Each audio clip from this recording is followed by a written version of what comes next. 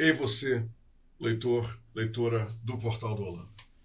Sejam muito bem-vindos, mais uma vez, a um encontro que eu considero emblemático, principalmente porque vai ser um encontro entre você, eu e um grande representante, um marco da cultura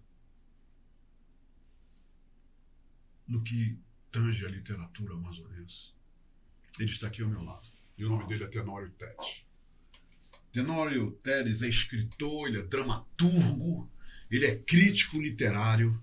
Mas o mais importante sobre o Tenório Teles é que ele criou uma reputação literária na nossa cidade, no nosso estado, que ganhou figura respeitável. E isso é algo sobre este grande escritor amazonense que não pode e jamais será contestado. A sua obra, a sua produção literária e cultural é algo que faz parte das melhores páginas escritas na história da cultura literária do estado do Amazonas. Eu não estou aqui expressando o que eu acho. Eu estou expressando para vocês o que é fato, o que é factual, o que é indiscutível. Por isso, me sinto muito à vontade de receber aqui com a gente o querido Tenório Teles. Ele anda meio sumido, tá? Ele anda meio sumido. E quando eu soube que ele estava na cidade, eu falei, haha, de mim ele não escapa desta vez. E felizmente eu consegui, para o bem meu e de todos nós, consegui trazê-lo aqui, logicamente, fruto da bondade, da generosidade e de toda a fraternidade que ele naturalmente compartilha com todos os seus amigos. Vamos ouvir esse grande amazonense. Vamos ouvir esse ícone da nossa cultura. E eu tenho certeza, a gente vai aprender muito sobre ele. E as impressões que ele nos vai dar sobre a atualidade, essas mudanças no que tange o mundo, o que ontem era restrito a páginas de livros e que hoje está aí na internet de forma virtual e que dá um nó em muita gente da minha idade, muita gente da minha geração. Então vamos conversar com o Tenório Teles. Meu querido amigo Tenório Teles, seja bem-vindo à Hora do H. Como é bom te receber aqui. Poxa, Humberto, eu que te agradeço pela oportunidade de estar aqui contigo, nesse novo projeto. Muito contente de ver que você está vivo, trabalhando. E o mais importante, assim, para mim, Humberto, é ver que você continua sendo o mesmo sujeito de sempre, respeitoso, amistoso, comprometido e uma pessoa do bem. Eu acho que isso é o mais importante da vida. Então, estou muito alegre de estar aqui com você. Sempre tive muito respeito por ti, pelo teu trabalho. Estou contente também de estar aqui. E poder falar um pouco também da minha vivência, do que eu aprendi também nesses anos todos, do meu trabalho e dessa nova etapa da minha vida. Porque eu também, chegou um momento em que eu tive que me reinventar para continuar vivo. Porque todo ser humano passa por muitos momentos difíceis na vida, né?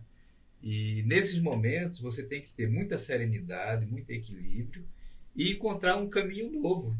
E nessa experiência se reinventar, não é? E se manter de pé, se manter vivo e trabalhando e contribuindo. Né? Tenório, até porque a fila anda e a turma, a nova geração vem aí empurrando a geração antiga, não é isso? Não, e sabe, Humberto, é a vida é movimento, Humberto. Às vezes as pessoas sofrem porque a vida é difícil, a vida é assim, a vida é injusta. Não, a vida não é injusta, a vida é o que é. E nós é que precisamos compreender a natureza da vida, essa dinâmica, esse movimento, esse processo contínuo de transformação, de renovação, que é um processo necessário. E a gente é que tem que se adaptar, porque uma das grandes características do ser humano é a sua imensa capacidade de adaptação. E não só de adaptação, de reinvenção também. Então, quem não tem essa capacidade, Humberto, de adaptação, de renovação, de atualização e, sobretudo, resistência, resiliência, coragem e muita disposição, fica para trás, é superado pela vida. Porque a vida, Humberto, ela não anda para trás. A vida ela anda sempre para frente. Então, não adianta você ficar esperando que o tempo vai esperar por você. Se você for fazer isso, o tempo vai passar e você, inevitavelmente, vai ficar para trás. Tenório, eu posso traduzir isso que você está dizendo em termos de que nada nunca será como antes e aqueles que se acomodam, aqueles que recuam, se isolam e dizem o meu tempo passou, a minha época era outra, essas pessoas podem facilmente serem afetadas. Eu quero saber se você concorda com a minha opinião. Eu estou lhe dando uma opinião em cima de uma pergunta. Elas podem ser afetadas por essas doenças da alma que hoje em dia se tornaram tão comuns como depressão, solidão, ansiedade. Eu já entrevistei tanta gente aqui ao longo desses 2 anos, Tenório, e esses assuntos foram tratados. Essas pessoas que se isolam, que se tornam reclusas, que não seguem esse norte que você acaba de dar, a tendência delas é justamente mergulharem num abismo de solidão e no qual eles não verão e perderão a esperança? É desaparecer. Infelizmente, a vida. Eu aprendi, assim, Humberto, algumas coisas na vida, sabe? E 2 coisas que eu aprendi na vida são 2 coisas muito difíceis de se lidar com elas. A primeira, Humberto, é que a vida ela não para. E isso para mim ficou muito claro quando eu comecei a ler. Porque teve um momento da minha vida que eu fiquei muito confuso com as coisas, assim, tentar entender o que estava acontecendo ao meu redor e comigo. Então, o que eu fiz? Eu fui ler, eu fui estudar para tentar entender o que é essa humanidade. E por meio dessa leitura, eu cheguei a diversos pensadores, assim. E um desses pensadores que eu conheci, que se tornou assim uma grande referência no meu trabalho e nas minhas reflexões, é um filósofo grego chamado Heráclito de Éfeso, que viveu, ele é um pré-socrático, ele viveu 600, 700 anos antes de Cristo. E ele, nos fragmentos que restaram dele, porque restaram apenas fragmentos, um dos fragmentos diz o seguinte: um homem não se banha 2 vezes nas águas do mesmo rio. Por quê? Ao se banhar a primeira vez e sair do rio, quando ele secar, que voltar novamente, aquele rio, aquelas águas em que ele se banhou, já passou, já serão outras águas. E nem ele mesmo, que passou um tempo fora, nem ele mesmo será o mesmo. Então, se existe uma verdade na vida, Humberto, que ela é inquestionável, inquebrantável, é essa. Tudo muda, tudo é impermanente, tudo está em constante transformação. Até quando você acha que está tudo parado, até quando você acha que sua vida está perfeita, que tudo está resolvido, não está, porque as coisas estão acontecendo. E o que é mais surpreendente é que você consegue perceber aquelas coisas que estão em mudança que são visíveis, mas existem muitas coisas que estão em mudança que são invisíveis e que em algum momento elas vão se manifestar. Então essa é uma verdade insofismável. Tudo muda, tudo está em movimento, tudo está em permanente transformação. Compreender isso, estar atento a isso, é fundamental para você viver. Se você não tem essa compreensão e se você passar a achar que a vida é como você quer que ela seja, que a vida não vai mudar, você vai ser desmentido pela vida. Vamos fazer, baseado nisso que você falou, uma reflexão aqui, Tenório. Deixa eu aproveitar essas pérolas que você acaba de compartilhar com todos nós. Hoje em dia, aquele conceito que eu já ouvi há muitos anos atrás, já ouvi há um bom tempo. O brasileiro não gosta de ler, o brasileiro tem que ser treinado para se ler, o presidente fala que nunca leu um livro. Essa evolução, essas mudanças, também afetam os hábitos, os negócios, e a própria literatura hoje tem sido afetada justamente por esse conceito que você acaba de definir para a gente? Tudo está conectado, Humberto, na vida. Não existe coisa separada. A vida ela é um sistema. Tudo está imbricado, tudo está relacionado. As coisas boas que você divulga, que você propaga, elas têm uma repercussão. As coisas ruins também que você propaga têm uma repercussão. E tudo depende do teu nível de, vamos dizer assim, de repercussão, teu nível de propagação. Se você vive num círculo ali um pouco menor, o que você fizer vai repercutir naquele teu círculo. Se tu já tens uma projeção maior, o que tu falar vai ter uma repercussão muito maior. Então, o fato é que tudo repercute, tudo muda. E a outra coisa que eu ia te dizer, que tem relação direta com o que a gente está falando, é o seguinte: a vida, se tudo é movimento, isso é uma verdade, a outra verdade é que a vida não é como você quer. A vida nunca vai ser como você quer. Nada vai ser como você quer. Nem você vai ser como você quer. Porque você é uma pessoa que vive seus conflitos interiores, tem suas angústias, tem suas ansiedades, tem suas frustrações, muitas coisas que você gostaria de ter feito, você não conseguiu fazer. Isso somos nós. E a condição, Humberto, para você ter uma vida de relativa paz, serenidade, de autoaceitação, é você compreender essas coisas. Compreender a impermanência, compreender suas fraquezas, compreender suas fragilidades, compreender que nem tudo você vai conseguir realizar, mas que você deve fazer um grande esforço para fazer sempre o melhor na sua vida, dar a sua parcela de contribuição. Isso vai tornar a tua vida menos infeliz. Como você vê, então, aproveitando esse viés aí, como você vê as consequências que todos nós sofremos dos relacionamentos humanos, das influências que nós sofremos de pessoas que entram nas nossas vidas, pessoas que compartilham a vida com a gente, que fazem parte do nosso círculo de amizade.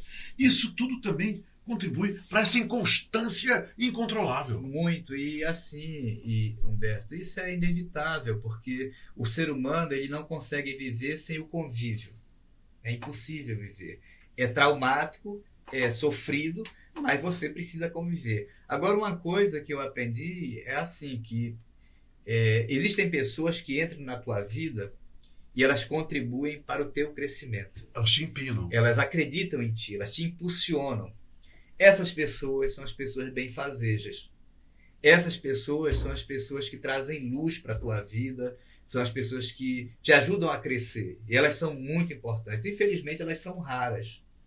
De um modo geral, entram pessoas na tua vida por interesse, querem tirar partido de alguma coisa, vantagem, se aproveitar, te desanimar, te magoar, te colocar para baixo. Essas pessoas são aquelas que te puxam para o chão. São aquelas as pessoas âncora. São pessoas destrutivas. O que a gente tem que desenvolver?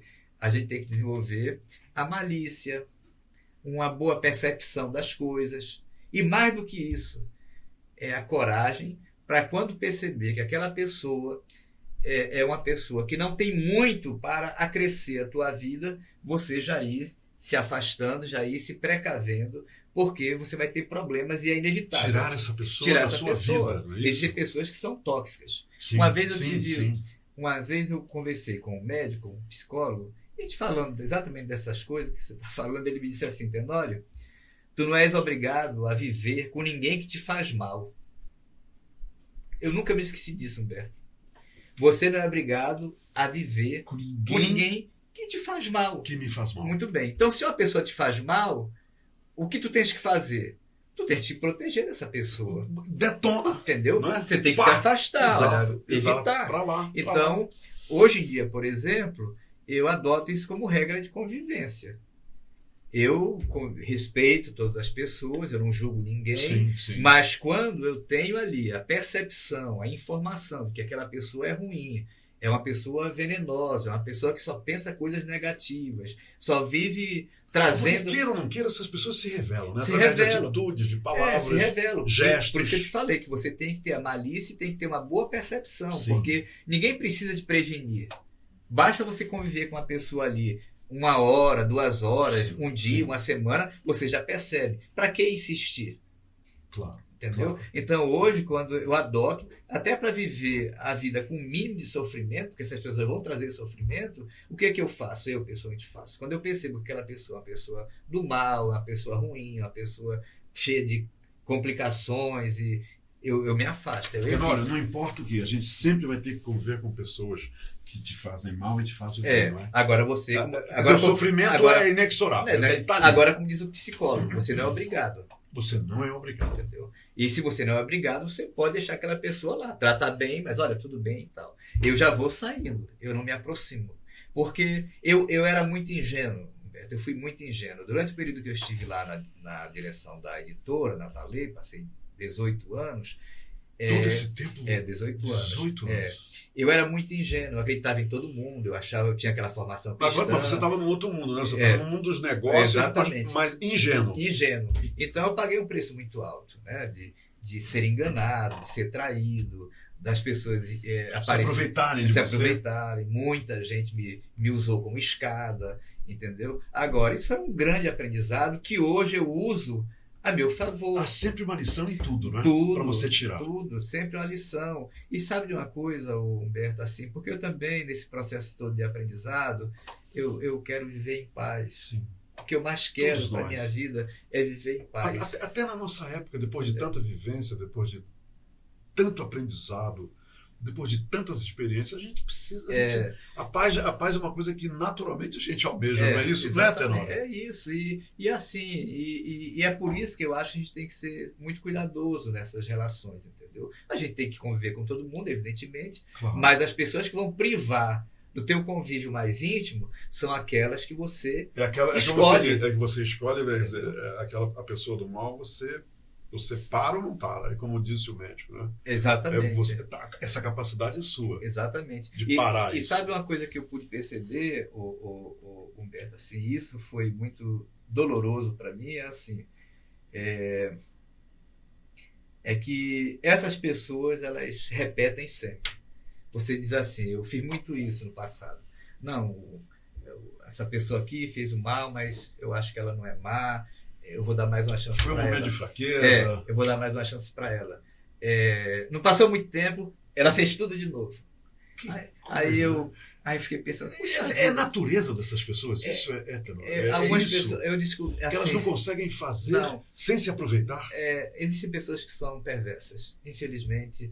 Aquela ideia de dizer aquela ideia do Rousseau, que todo ser humano é bom, que ele se deforma no convívio. É mentira isso. Algumas pessoas são perversas. Naturalmente perversas. Por isso que existem os psicopatas, sim, os doentes, as pessoas que são muito violentas. Infelizmente, da mesma maneira que nasce uma pessoa, às vezes, com um defeito físico, existem pessoas que nascem com um defeito espiritual, neuronal, da alma, entendeu? Existem pessoas que são perversas. E nós cruzamos com essas pessoas. Sim, sem querer. Né? Sem querer. Tenório, como é que... Eu vou dar uma mudada. Eu estou fascinado com tudo que você está falando. Tenório, como é que você vê hoje essa questão, essa revolução causada por isso aqui, que os jornais que tinham no domingo 25 mil, 30 mil cópias, livros que eram vendidos a rodo, revistas que eram publicadas semanalmente para o Brasil inteiro, e que hoje a revista está dessa grossurinha, o jornal está dessa grossurinha. Como é que se analisa já que nós falamos que essa dinâmica da vida, que tudo muda, tudo evolui e não para? Como é que você analisa essa questão hoje das pessoas nascerem com um talento igual ao seu? Um talento para escrita, para narrativa, escrita. E de repente as pessoas começam a dizer que os leitores diminuíram, que ninguém mais lê, que ninguém faz e acontece, e a gente vê empresas fechando, empresas enxugando a gordura, despedindo os jornalistas, despedindo os escritores, os redatores, despedindo todo mundo. Como você hoje analisa, qual é a leitura que você faz dessa revolução através justamente deste aparelho que todo mundo tem? Humberto, isso tudo está dentro daquilo que nós falamos, da natureza da própria vida e dos meios com os quais nós nos relacionamos na sociedade. É mudança, tudo muda com o tempo. Eu vou te contar uma história, resumidamente. Em 4.200 anos atrás, existiu na Suméria um rei chamado Sargão. Ele era um rei muito poderoso, e ele teve uma filha chamada Enianduana. que foi sacerdotisa do templo do deus Inanna na cidade de Ur, a mesma cidade de Abraão. Sim. Muito bem. Isso tem 4.200 anos, 4.300 anos. Essa mulher era uma intelectual. Ela era uma escriba, ela sabia ler e escrever. Você sabe o que eles escreviam? Em tabuletas de argila. Argila. Pegava a argila, escreviam com a cunha na argila, depois colocava aquilo no fogo para solidificar. Eles tinham que esculpir a escrita. Exatamente. Então, aquilo era o livro. Aquilo era o computador, o tablet, o smartphone da época. Muito bem. Depois disso veio o papiro. Sim. Da Aí planta já do está Egito. no Egito. Do Egito. No Egito, né? Exatamente. Depois vieram as páginas feitas com o couro do carneiro. Sim. Entendeu? Depois, na China, descobriu-se o papel e surgiram os primeiros livros ali, os códices que eram enrolados em blocos. Na passagem da Idade Média para o Renascimento, o Gutenberg, na Alemanha, ele consegue fazer uma máquina de imprimir. E consegue fazer as páginas como nós conhecemos hoje, papel impresso, e organizar as brochuras. Isso foi uma grande revolução. Mudou tudo. Quando o Gutenberg conseguiu fazer a prensa móvel, o que aconteceu? Antes os livros eram manuscritos. Sim. Então, uma tiragem era uma tiragem de 5 livros, 5 exemplares de um livro, que eram exemplares vendidos a um preço altíssimo. Só quem podia comprar eram os nobres, as pessoas que tinham condições à igreja. Com a prensa móvel, você não fazia 5 exemplares manuscritos, você fazia 500, 1.000, 2.000. Isso proporcionou a popularização do conhecimento, do acesso ao livro, à leitura, etc. Foi uma revolução para a época. Então, no nosso tempo, surgiu o quê? O mundo digital. O smartphone, o tablet, o telefone, o iPhone. O que é isso aqui?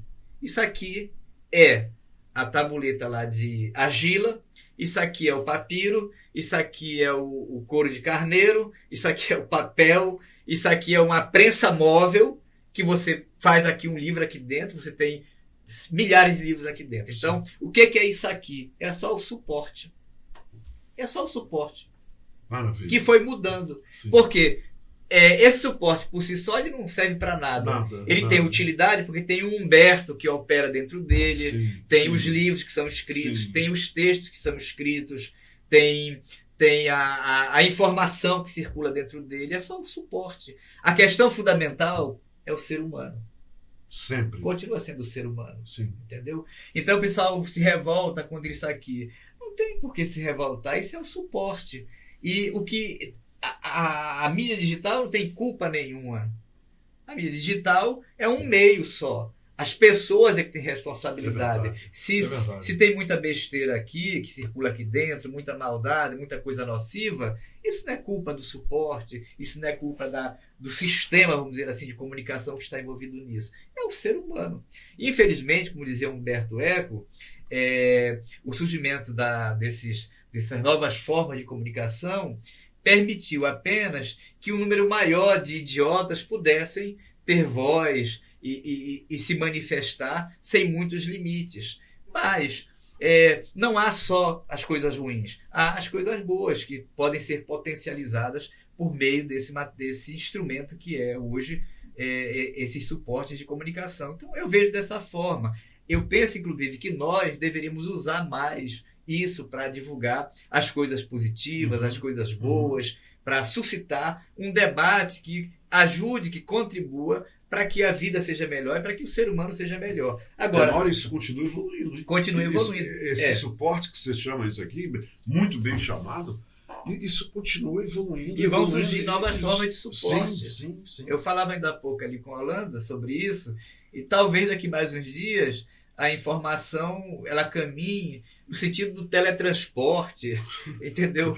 Me lembrou agora os Jetsons, né? Exatamente. Lembra aquele desenho animado? Desenho animado, Que eles tinham exatamente. que eles se locomoviam. Exatamente. Então, isso vai mudar. Agora, fundamentalmente, o que vai estar sempre presente em tudo isso? Tudo isso vai depender sempre de quem? Do ser humano. Sim, sempre do ser humano. sim, sim. Entendeu? Então eu penso que todo o desafio que está posto para a vida, para todos nós, para a educação, é trabalhar para que as pessoas possam ser pessoas melhores. Eu penso assim que vivemos. Aliás, Humberto, não é hoje. O mundo hoje está ruim. O mundo sempre foi difícil, Humberto. Eu tenho estudado muito por conta desse meu trabalho de pesquisa. E assim, eu acho até que o mundo hoje está menos pior. Está menos pior, com né? toda a sua Já foi muito mais difícil. violento, Sim. muito mais terrível, né? Agora, o que precisamos é trabalhar mais, Humberto, para potencializar aquilo que a vida... Quando você fala trabalhar mais, é trabalhar em conjunto. Em conjunto. As pessoas se unirem. Cada pessoa fazer a sua parte. Você, com o seu programa aqui, você cumpre um papel, porque você suscita esse debate, suscita essa reflexão, e por meio desse debate, essa reflexão, as pessoas pensam, e muita gente vai mudando, vai se transformando, porque uma palavra, Humberto, pode mudar uma pessoa. Você concorda que a maioria, eu li isso em algum lugar há muito tempo, eu sou aquele tipo de leitor, viu, Tenório? Eu tenho que te confessar. Eu sou tão viciado na leitura que quando eu passeio ali na Eduardo Ribeiro, aquelas senhoras entregando aqueles papelzinhos, eu aceito. Eu também aceito. Eu aceito. E um dia desse eu aceitei um papelzinho interessante de uma senhora dizendo que ela cura tudo. Ela tem lá um centro de leitura de mãos e tudo, que ela cura tudo. Eu acho isso super interessante. E o que eu queria te dizer é o seguinte, Tenório, é que as pessoas precisam, mais do que nunca, hoje em dia, evoluírem em termos pessoais, não é? Quer dizer, essa evolução pessoal hoje se tornou mais fácil para todo mundo. Porque antes era aquela história, não, isso aqui é só para filho de rico, não, isso aqui o acesso é só para quem tem uma família que consegue pagar. E isso aqui também trouxe isso de bom, não foi? Trouxe. Você concorda com isso? Eu concordo, Humberto. Assim, eu penso que hoje quem quer aprender tem possibilidades infinitas, né? Por exemplo, você quer estudar pintura, você estuda pintura. Sim. Você quer estudar filosofia, você quer ler livros, tem um monte de livros em PDF para você ler. Então, assim, os meios de acesso se ampliaram muito. Muito mesmo, sabe? É infinito. Agora, infelizmente, Humberto, assim, a base substancial do ser humano, o substrato do ser humano, é que não mudou muito. Não, infelizmente. Por quê? Por várias razões. Várias razões contribuíram para isso. Essa desestruturação da família, isso foi uma coisa muito ruim. Injustificada a atitude de certos setores da sociedade que acham que a família é uma coisa nociva, é uma coisa destrutiva, é uma coisa burguesa, como eles dizem, uma instituição falida. Isso é mentira. Antes do advento daquilo que se convencionou chamar a sociedade burguesa, as famílias já existiam. Sim, claro. A família existe há 6, 7, 10, 12 mil anos. A família foi um aspecto fundamental para a própria sobrevivência da espécie. Claro. Entendeu? Quando o ser humano se constitui como grupo, como família, claro, isso aconteceu para a autopreservação. Então, esses ataques frequentes à estrutura familiar, isso eu vejo que foi uma coisa muito ruim, muito nociva e que trouxe consequências terríveis, né? Porque hoje você vê que os jovens, as crianças, muitas dessas pessoas que vivem até um processo de marginalização, é porque não tem ali uma estrutura familiar sólida. Outra coisa que eu penso que também foi muito ruim foi a perda do sentido do sagrado. Não é a religião, mas a religiosidade é uma coisa muito importante, porque as pessoas sofrem muito com a solidão, Humberto. Às vezes, você precisa da sua fé para sobreviver. E quem sou eu para julgar a tua fé, para dizer que a tua fé não vale nada, ou que a minha fé é melhor que a tua, ou que não ter fé é a melhor solução? Então, você veja, esse debate, no meu ponto de vista, totalmente inócuo entre o ateísmo e as religiões. É um debate inócuo. É possível você conviver. Aliás, se você como um ateu não tem tolerância para conviver com uma pessoa que acredita, você é um intolerante, então. Sim. Ou se você que é uma pessoa que acredita tem a sua fé e também não tem tolerância para conviver com quem não tem a mesma fé que você, isso também é intolerância. É verdade. E o que é mais absurdo é que as coisas não se excluem. Uma pessoa já me disse assim, na lata, que me admirava muito, disse isso para mim, me admirava muito, que segue a minha carreira, mas infelizmente eu ainda não fazia parte do povo de Deus. O povo de Deus era a religião dela. Sabe o que eu fiz, Tenório? Eu falei, quem sabe um dia. E fui embora, porque eu não tinha... O que eu ia dizer para uma pessoa intolerante como essa? Isso aí são exemplos que a gente está falando, da dificuldade que as pessoas têm de conviver com o diferente. Sim. Ela não percebe que ela vai crescer exatamente no convívio com o diverso. Ninguém cresce quando você fica ali convivendo só com pessoas que pensam igual a você. Não, de jeito você nenhum. Cresce quando há o debate, quando há a divergência. Isso leva você sempre à reflexão. Exatamente. Você vai refletir Exatamente. sobre o diferente. Como eu te falei, as coisas elas não se excluem. As coisas podem dialogar. E no diálogo todos crescemos. Então nós precisamos realmente avançar muito. Eu estava te falando, nós temos que avançar muito no sentido de construirmos uma sociedade em que o diverso possa conviver, em que possa existir um diálogo entre os diferentes. Sem dúvida. Entendeu? E o diálogo respeitoso, Humberto. Porque no final das contas, sabe o que todo mundo quer, Humberto? Todo ser humano quer acolhimento. Todo ser humano quer atenção, cara. Sim. Todo ser humano quer o quê? Amor. Sim. Amar, ser amado, sim, entendeu? Sim. Quer ser protegido. É isso que todo ser humano verdade. quer. Então, esse clima de guerra que se estabeleceu hoje no nosso planeta, na nossa sociedade, eu penso que ele é extremamente prejudicial a esse aprendizado de humanidade, a esse aprendizado de tolerância, a esse aprendizado de compaixão, de ter compaixão pelo outro, ter sentimento pelo outro, ter respeito pelo outro, de aceitar o outro como ele é. Fundamental em tudo. Fundamental, rapaz. Tenório. É mais fácil você viver em paz com o outro do que viver em guerra.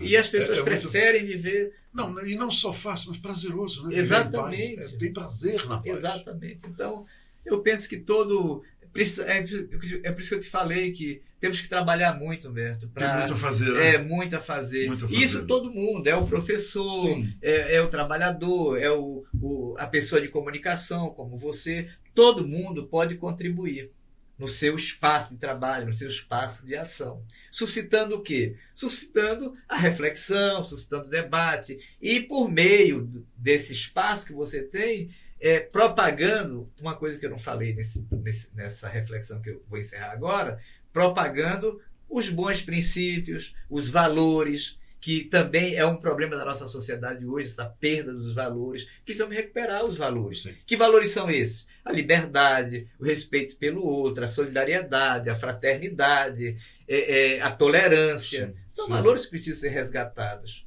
Entendeu? E superar esse clima de guerra, porque hoje todo mundo contra todo mundo. Você não pode cometer um erro que você já é julgado e condenado sumariamente. Você não pode nem se demonstrar ser simpatizante de propostas de um candidato que já começa a colocar rótulos em você, que você é isso, que você é aquilo. Tenório, me diz uma coisa. O que o Tenório está fazendo? Você está em São Paulo, você já disse. Você está lá passando algum tempo. E escrever. Você continua escrevendo? Tem alguma novidade nesse campo para a gente? Como eu te falei, Humberto, eu acho que assim, todos nós precisamos buscar sempre. Você se acomodar é a pior coisa da sua vida. Às vezes você passa por certas experiências, fica um pouco sem esperança, se acomoda, isso é muito ruim. Eu acho que você vive as experiências difíceis e você precisa ir para frente. E o ser humano tem que estar sempre aprendendo. A pessoa que para de aprender, ela morre. Então, depois daquela experiência da Valer, eu decidi voltar a estudar. Eu fui para São Paulo, eu passei 20 anos trabalhando, perdi a minha relação com o mundo acadêmico. Eu fui para São Paulo para estudar. Eu fui fazer Você é membro da Academia Amazonense de Letras, sou. Aí fui para São Paulo, fui fazer o mestrado. Fiz o mestrado em poesia e espiritualidade, é o meu tema de pesquisa. Defendi o mestrado no ano passado e agora estou fazendo doutorado também em poesia. E por que eu fui fazer isso? Porque eu percebi que eu estava ficando para trás. Eu percebi que A rede em estava 20 te anos... chamando, a Não, rede estava ali querendo te agarrar. Em 20 anos o mundo mudou. Mudou. Quando eu terminei a universidade, ter um curso superior era o máximo. Claro, claro. 20 anos depois, não bastava mais você ter só o curso superior, nem o mestrado, você tinha que ter o doutorado, porque senão você não conseguia nem dar aula. Sim. Então, por uma questão também de sobrevivência e de necessidade de aprender mesmo, melhorar, eu queria melhorar como ser humano, eu queria avançar, eu voltei a estudar. E te digo uma coisa, foi a coisa mais acertada que eu fiz. Puxa, eu aprendi tanto, Humberto, sempre tempo para aprender, né? Sempre, eu já estou um pouco velho, mas eu estou lá. Eu sou o aluno mais velho da minha mais turma. velho lá da turma toda, né? Mas foi ótimo para mim e estou muito contente com isso. E essa distância também daqui, dos problemas que eu vivi, assim, foi muito importante para pensar. Claro. Eu refleti muito, Claro. sabe, Humberto, e na minha vida nesses últimos tempos. E hoje eu tenho uma tarefa na minha vida, assim, para mim, que é a minha tarefa e o meu propósito de me esforçar para ser uma pessoa melhor. O grande propósito da minha vida são dois. Eu quero morrer em paz e eu quero viver a minha vida da melhor forma possível. Com serenidade, com compaixão, com tolerância, reconhecendo as minhas falhas, a minha precariedade, os meus defeitos e tentando lutar aí para superá-los também. E continuando como uma pessoa muito carinhosa, porque você é caracterizado pelo carinho que você compartilha com todos os seus amigos, como eu. Você vai lançar um livro em outubro? Eu estou terminando de revisar um livro que eu devo lançar no final de outubro. Mas aqui em Manaus. Eu vou lançar em São Paulo e vou lançar aqui também. Tá, e é um livro sobre a literatura do Amazonas. É um livro que já vinha sendo preparado há algum tempo, que agora eu estou me animando e vou concluir. Falando dos autores daqui da nossa terra, dos poetas, dos livros mais importantes. É um livro de divulgação, na verdade, da produção literária do Amazonas. Escritor e meu amigo Tenório Teles, muito obrigado pela entrevista. Foi muito bacana te entrevistar. Poxa, eu que te agradeço. E para te celebrar, eu quero terminar essa nossa conversa com um poema que, para você ver aquilo que a gente estava falando, que às vezes uma palavra salva. E esse poema, na minha adolescência, foi muito importante na minha vida e me salvou também. É um poema do poeta Carlos Drummond de Andrade, que diz assim: chega um tempo... aliás, deixa eu voltar aqui. Esse poema do Drummond é um poema muito bonito porque fala todos esses valores que a gente estava falando aqui. Ele diz assim: chega um tempo em que não se diz mais meu Deus, tempo de absoluta depuração, tempo em que não se diz mais meu amor, porque o amor resultou inútil e os olhos não choram e as mãos tecem apenas o rude trabalho e o coração está seco. Em vão mulheres batem à porta, não abrirás. Os ombros suportam o mundo e ele não pesa mais que a mão de uma criança. As guerras, as discussões dentro dos edifícios provam apenas que a vida prossegue e nem todos se libertaram ainda. Alguns, achando bárbaro o espetáculo, prefeririam os delicados morrer. Mas chegou um tempo em que não adianta morrer. Chegou um tempo em que a vida é uma ordem, a vida apenas sem mistificação. É a vida sempre, né? Deixa eu te dar um abraço. Obrigado, meu amigo. Obrigado, querido. Obrigado, Tenório. Obrigado a você. Muito bem, minha gente. Uma excelente semana para todos vocês. Com esses princípios nas reflexões do seu dia a dia. Obrigado pela companhia. Se quero te amar e te amar e te amar muitos anos, cuida bem de mim. Então misture tudo dentro de nós.